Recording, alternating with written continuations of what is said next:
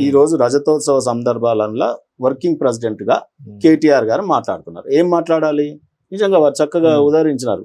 Party విషయాలు మాట్లాడాలి. Party ఎందుకు కోసం పుట్టింది, ఏ రకంగా మనం ఉద్యమం చేసినాం, రాష్ట్రాన్ని ఏ రకంగా సాధించినాం, ఆ తర్వాత ఇప్పుడు పరిపాలన ఏ రకంగా చేసినాం, ఎందుకు ఓడిపోవాల్సి వచ్చింది, ఇవన్నీ బేరీజ్ చేసుకొని రాబోయే కాలంలో టీఆర్ఎస్ ని బీఆర్ఎస్ గా ఎందుకు మార్చిర్రో ప్రజలకు చెప్పాలి కదా.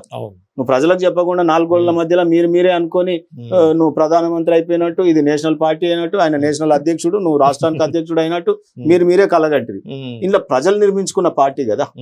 ప్రజలే కాదు, ఆనాటి ఉద్యమకారుల స్వేదం ఉంది దీంట్లో, ఉద్యమకారుల యొక్క కష్టం ఉంది.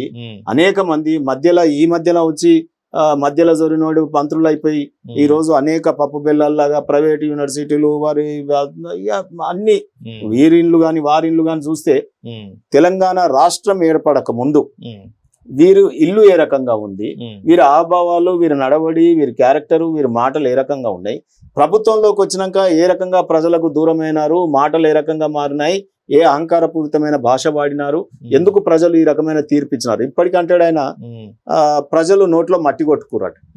వాళ్ళు తినే ప్లేట్ లో వాళ్ళే మట్టి పోసుకున్నారు. ఎవరన్నా ప్రజలు వాళ్ళు తినే ప్లేట్ లో వాళ్ళు మట్టి పోసుకుంటారా? ఒక్కసారి మీరు చెప్పండి, మీరు తినే ప్లేట్ లో మీరు మట్టి పోసుకుంటారా? వాళ్ళు మట్టి పోసుకున్నారట. నీ తినే ప్లేట్ లో మట్టి ఎట్లా పడ్డదో నువ్వు ఆలోచన చెయ్యి.